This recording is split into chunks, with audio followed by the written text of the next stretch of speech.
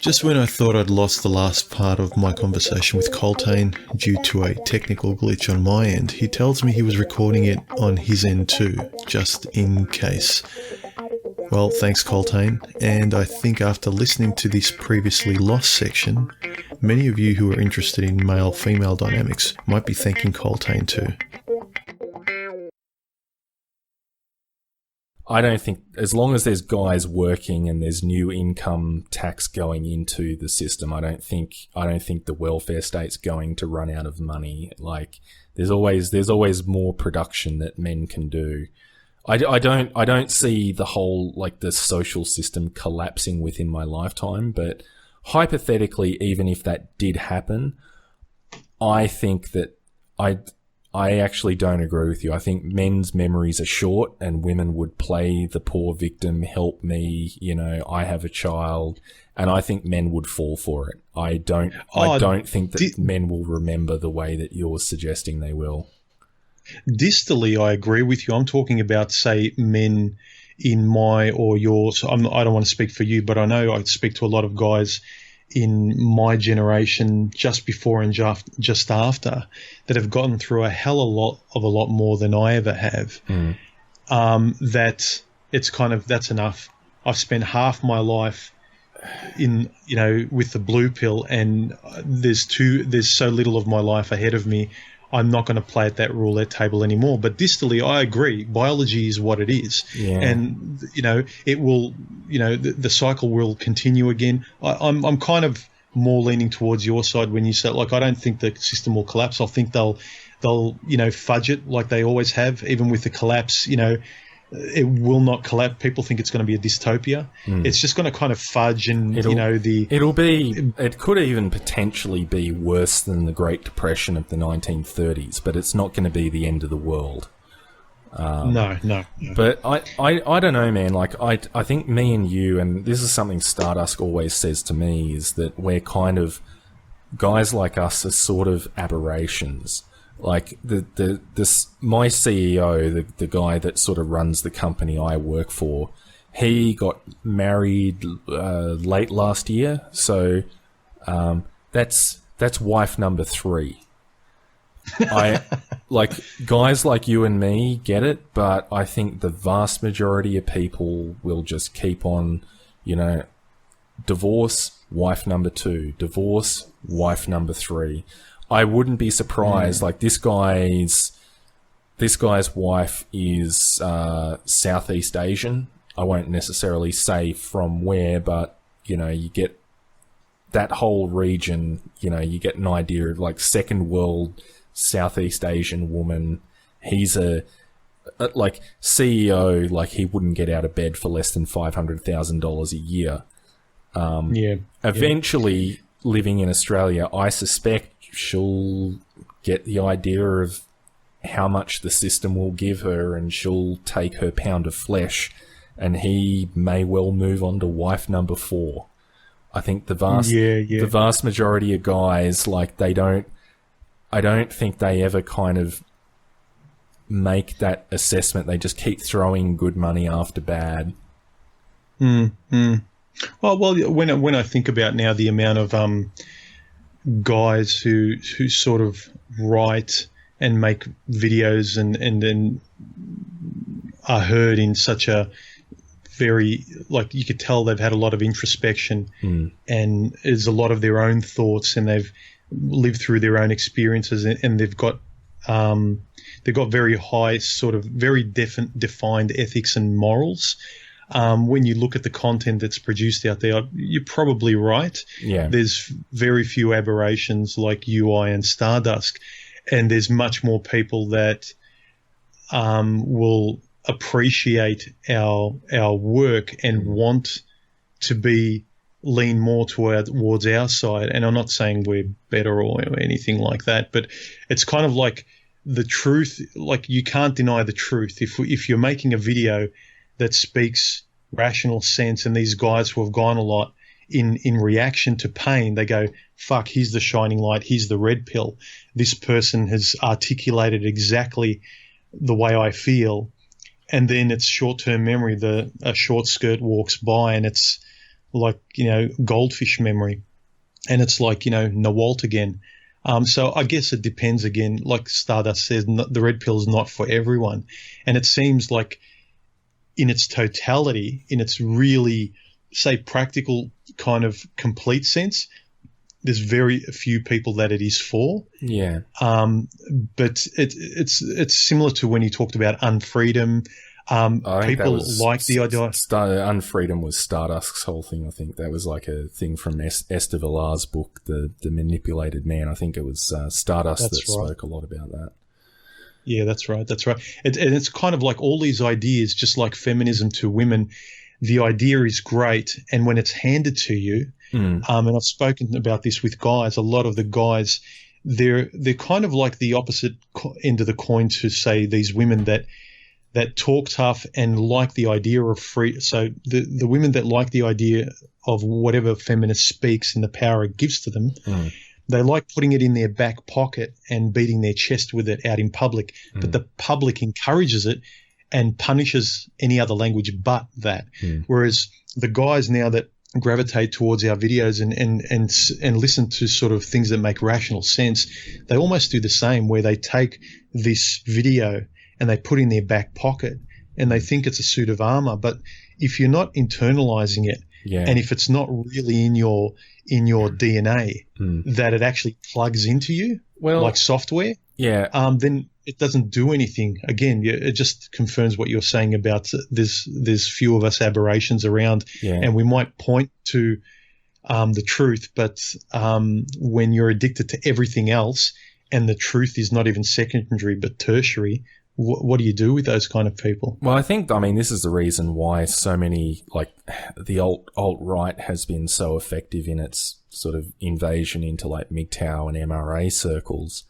I think this is not a popular thing to say, but I think there's a lot of guys in MGTOW and stuff who are effectively engaging in sour grapes, where they're, I don't know, again, not popular terms, but however you want to describe it, whether they're true force loneliness or they're incel or whatever, they're essentially guys that aren't getting laid, and then they see a Barbarossa video and they're like, yeah, women are bitches, so I never wanted to get laid in the first place.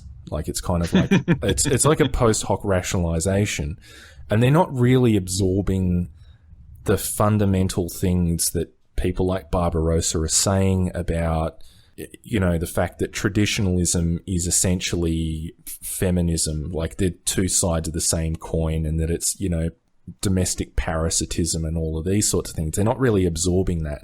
They're just kind of like, they're using it as an excuse to say, yeah, like women are bitches. And then along comes the alt-right and they're like, no, you can still have your blowjobs. We just have to get rid of the black man.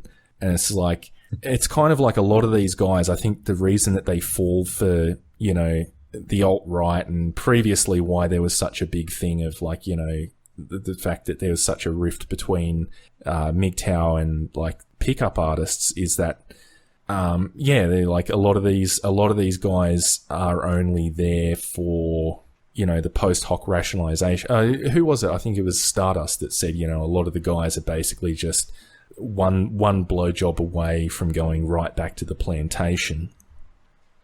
But the pickup artistry, just since you mentioned that, I find that fascinating. Have you noticed that a lot of the I noticed some of the pickup artist videos when a couple of years ago I sort of started listening to MGTOW content, however YouTube was feeding it, maybe because of some of the titles. So, a title might have been about some sort of practical aspect of behavior, Stardust video or Barbarossa's, and then so they feed you titles that are of a similar bent. And I remember, like, a lot of them, it was just real alpha kind of animalistic pickup artistry, like, beating your chest like a gorilla.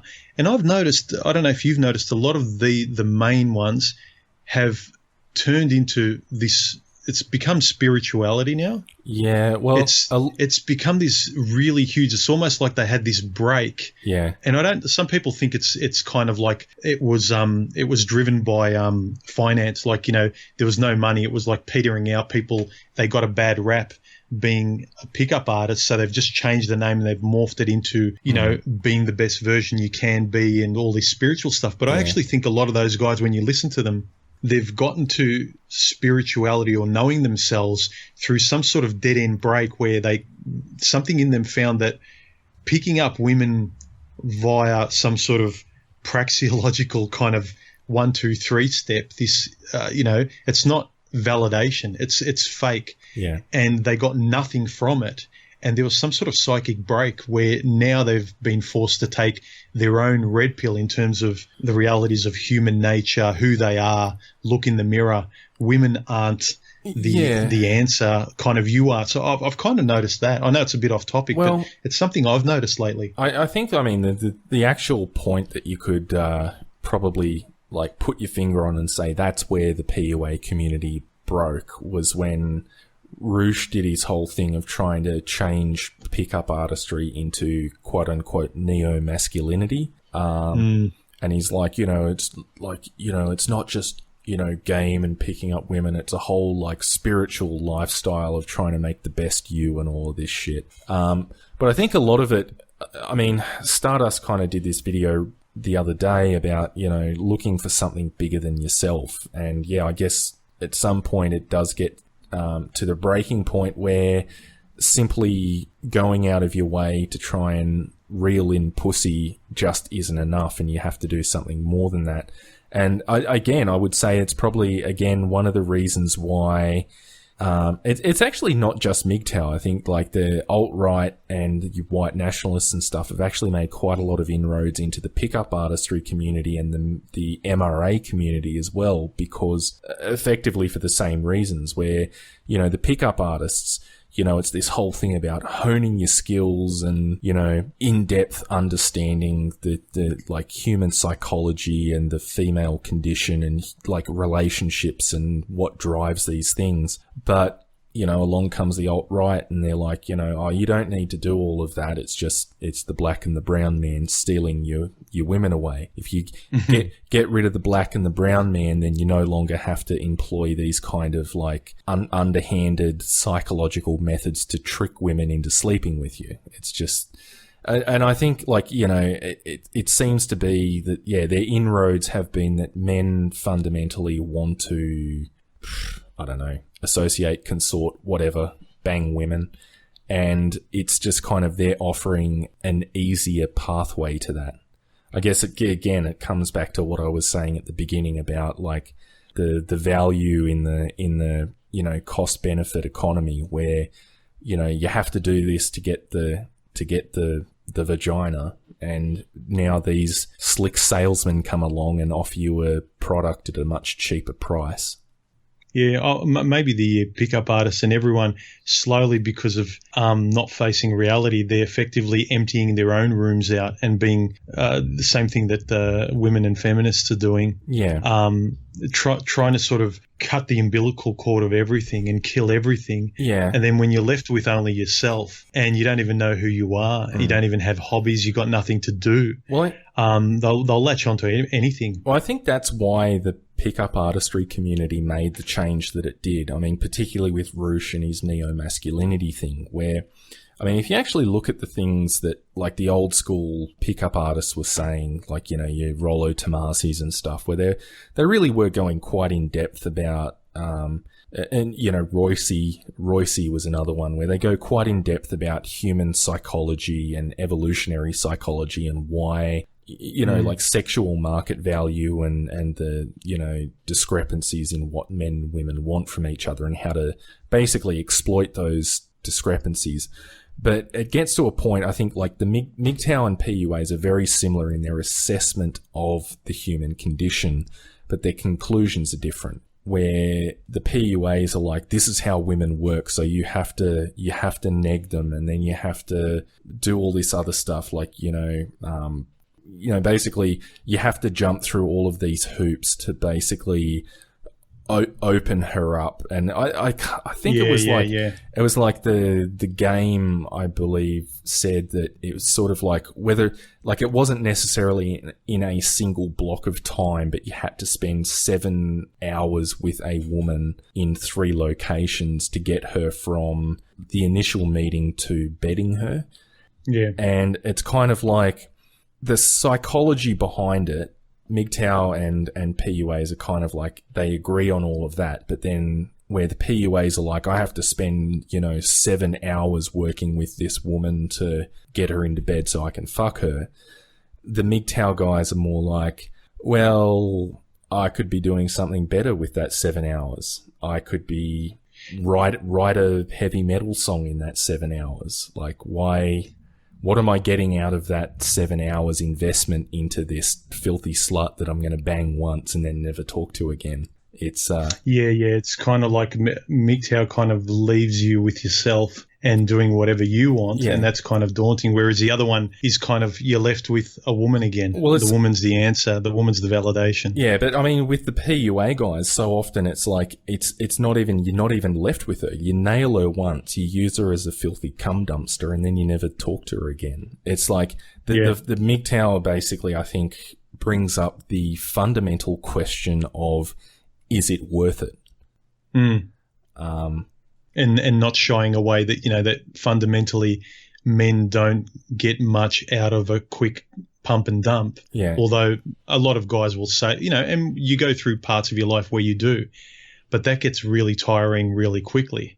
And on the whole, you'd rather spend more of your time on your own than perpetual. It's kind of like perpetual shopping, you know. Guys already can't put so much effort into a cyclic activity that's so short term and so exhaustive mentally and physically and resource intensive that you just keep starting at zero again. Even that kind of whole cost benefit analysis, guys come up with that very quickly. And I think a lot of guys who went through a lot of the pickup artistry, they go through the steps and they bang the chicks, and it's kind of like, is this it? Yeah. This is old really quickly. I mean, I kind of consider sex, like the final act of getting laid and having sex, to be quite similar to getting drunk. It's like a chemical inebriation. One of them's caused by, ethanol. The other one's caused by oxytocin and serotonin and all of that sort of stuff. But essentially it's a chemical high. And the way I kind of look at it is, like, and this is, again, like, this is one of those things where I think it does come down to cost benefit and what the individual values. So it's up to every individual man to decide what they're going to do. But just based on those statistics, like roughly off the top of my head, that were in Neil Strauss's book, The Game, where it takes 7 hours, right? Now, ignoring the fact that, you're buying her drinks, ignoring the fact that, they were talking that you had to bounce from different locations. Like, they basically said it was 7 hours over like 3 different locations. So assuming that there's no cover charges, you're not buying drinks, there's no taxi costs, nothing like that. 7 hours, right? I get paid about $30 an hour at the moment. So that's effectively an investment to meet this girl 7 hours before nailing her. That's a $210 investment in my time. And I'm like, I can go and buy a bottle of whiskey for a quarter of that price, and I will probably only drink half of it. So it's just like the investment from picking up a girl at a bar, spending the 7 hours and then bedding her, is about 8 times what it would cost you to just get your chemical high from whiskey. Yeah. Like I said, it's up to every man to decide what their cost benefit, what their personal values are. But for me, in those terms, it's not worth it. Yeah. Look, but the cost benefit, how you said the outliers like yourself and Stardust and myself, do you think that also even this generation, the younger they are, it's just like a very transient kind of fuckfest, more or less, with so little commitment that it will take a while before, and I'm not saying traditionalism will come in, but you'll get more guys that will maybe think a little in those terms, cost benefit, even if it's not as technical and as conscious as that, but they're going to think, fuck, no, why should I go on a holiday, or why should I pay for her? Or the landscape has changed where the women are starting to come to these so-called bad boys with this bad boy tactic now, and there's no longer the chivalry. There's no longer this. So I see it's kind of getting ingrained. Guys are kind of getting this empty confidence to pump and dump that's ultimately not satisfying, though it's becoming more base, more transient, more unfulfilling, but it's starting to become the common language, because, you know, both of the sexes are proud of themselves for not needing a woman or not needing a man. They're both supposedly free now, and they've got variety now. They've got this endless cycle of variety of people, but the real problem comes when you get older. And like I've mentioned a few times, the reality hits, and now you want to get serious. You've had your fun. It's like the fun period's been so protracted that it doesn't end when you're being sensible or disciplined. It ends when nature basically just turns the lights out. I don't know. And you're left on your own. I think there's still some limits on it. Like, I don't know many people, and I mean, clearly it does happen, but I don't know many people that have basically made a connection on something like Tinder and just turned up at the girl's house, fucked her, and left. It's still not that easy to court a girl. Like, there's some effort that has to be put into the courtship process. I don't think it's a zero cost thing yet. And I mean, going back to what you said before, I mean, that's a quick, pump and dump. Like, it's at the point that they're starting to pay for, even considering paying for holidays and stuff, they're in a relationship at that point. And, whatever the I don't need a woman, I don't need a man stuff was at the initial courtship phase, by the time that you're in the position where paying for the woman's half of the holiday is even an issue, I think the hooks of biology are already in, where you're basically in an economically manipulative relationship at that point, where the guy is, it's his responsibility to pay for things. It's his responsibility to protect her. I think at that point it's too late. Sure, but I'm just saying, wouldn't you agree that sort of the landscape, there's so much more of the transient, it's short-term kind of stuff, and it seems to sort of not be decreasing and getting very kind of relaxed, and there's almost no morals and anything goes. Yeah. I'm just kind of wondering how that's, how you say guys will come back. Like, you've got people like your boss who will get married for the third time. He's effectively your Everest climber. That kind of personality's going to keep doing that because of the ego factor. Whereas the cost benefit analysis of people who are built like yourself or Stardust, everyone's got their own line. I suppose mine's very much taken up almost entirely by the discipline side, and maybe, like I said, it's because of the necessity of going your own way largely. Yeah, but that's and I don't have much of that other side to me. Well, I mean, you got rates that you got to pay. You've got like car registrations and insurance and all of that. Imagine that you're a housewife and all of those things are essentially taken care of for you. My brother's wife is exactly the same. Yeah, exactly like that. Well, if they divorce, like hypothetically, if they divorce and she moves out, she may become more disciplined in to the extent that she'll have to, rein her lifestyle in to meet the welfare that she gets from the government and the, spousal support or whatever she gets from your brother.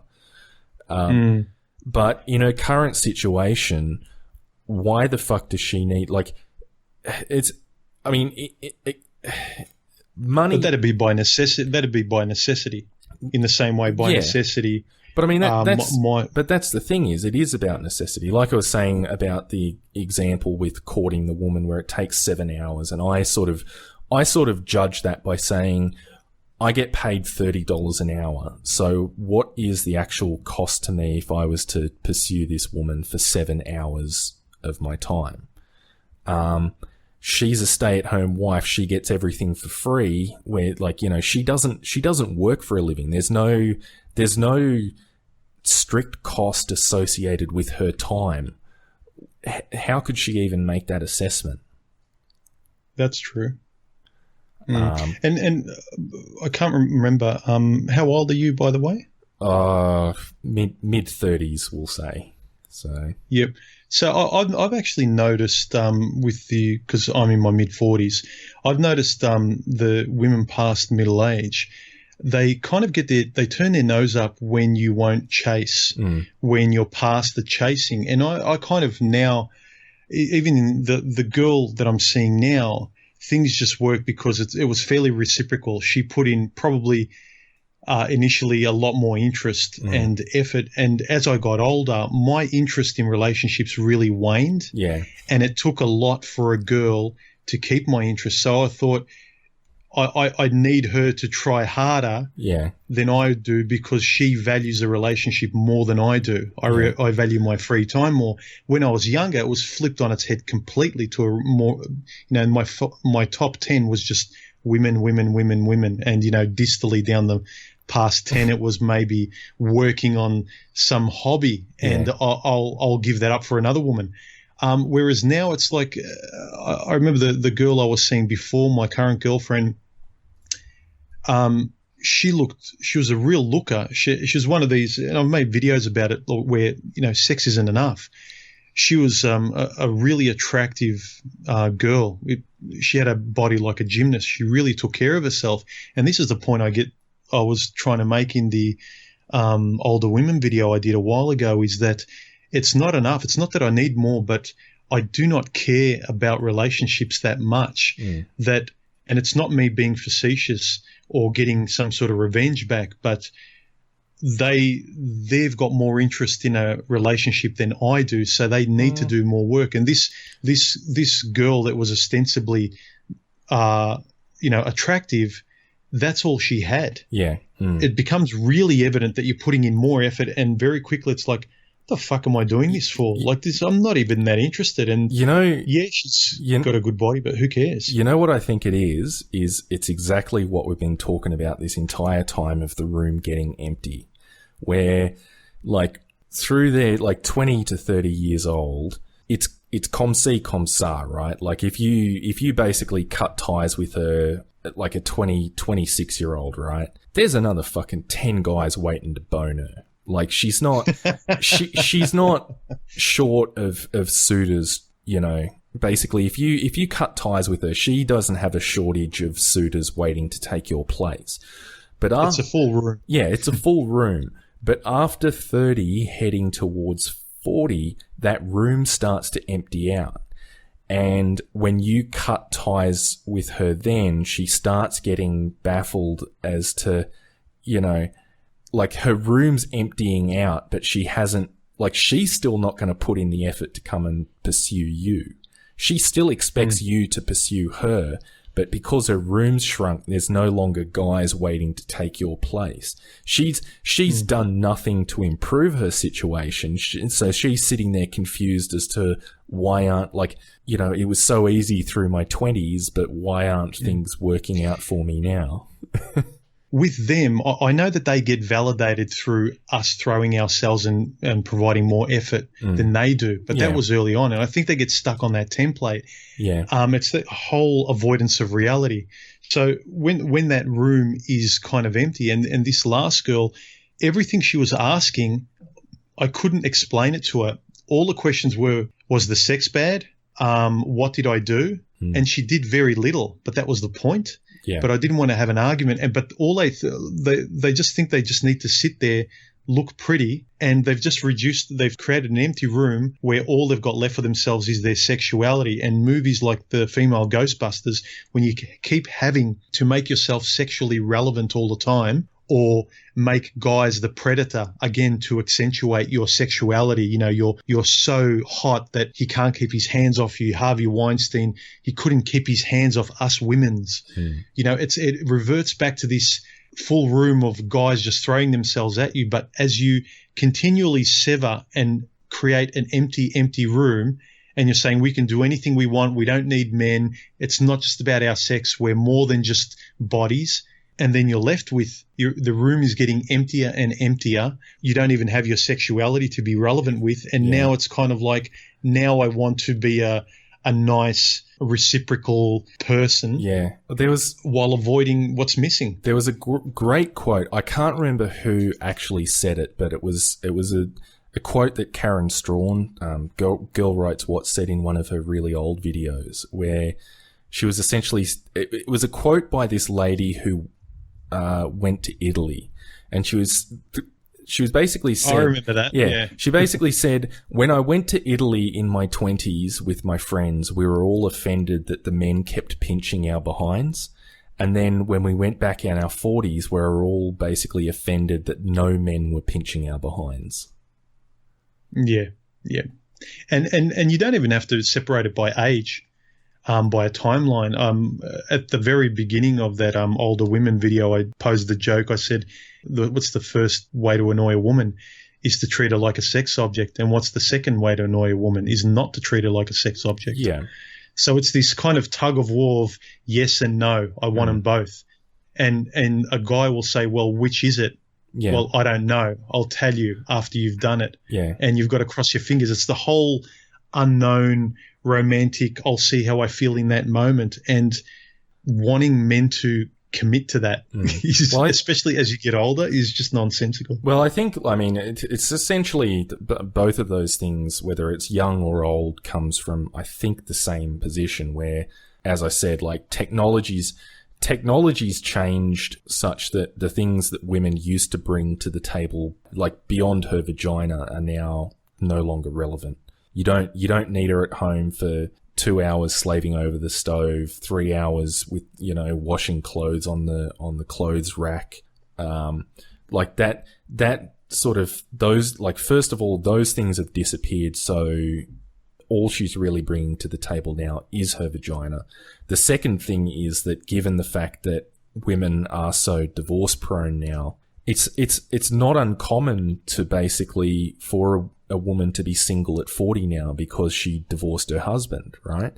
Back 100 years ago, if a woman was over the age of 30 and still single, you know what they were called, right?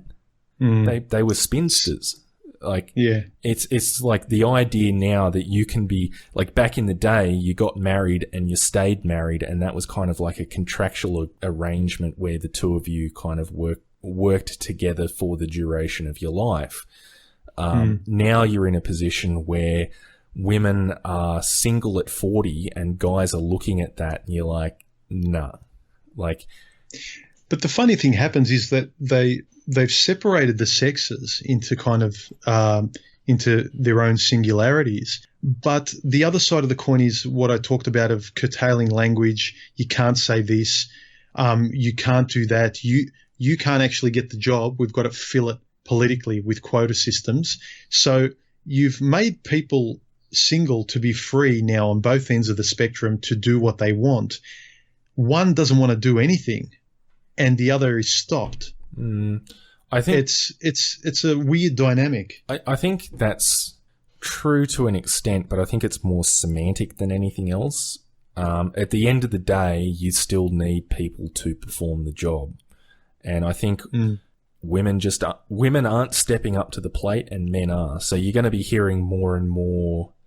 We need women to engage in this and that, and it's biased because there's more men than women. But at the end of the day, the jobs still have to be done, and the men are doing the jobs. Like, I don't ever see it getting to a point where you're like, garbage is building up on the street because the municipal council is like refusing to hire new garbage people because they can't get enough women.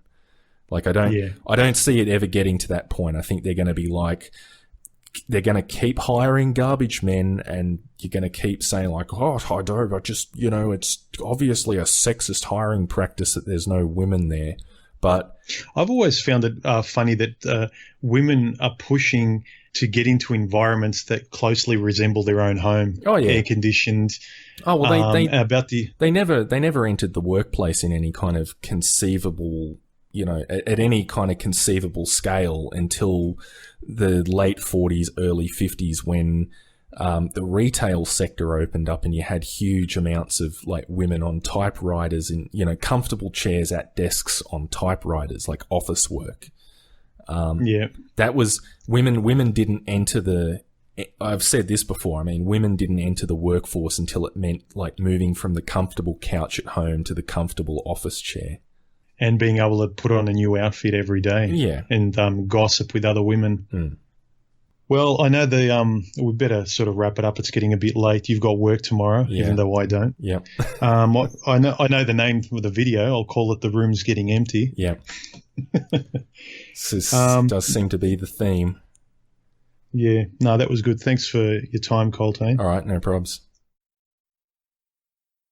Please share, like, comment, subscribe, and don't forget to hit the bell icon once you've subscribed to be notified of my next video. And feel free to donate too. It keeps me creating and I really do appreciate it. Thanks.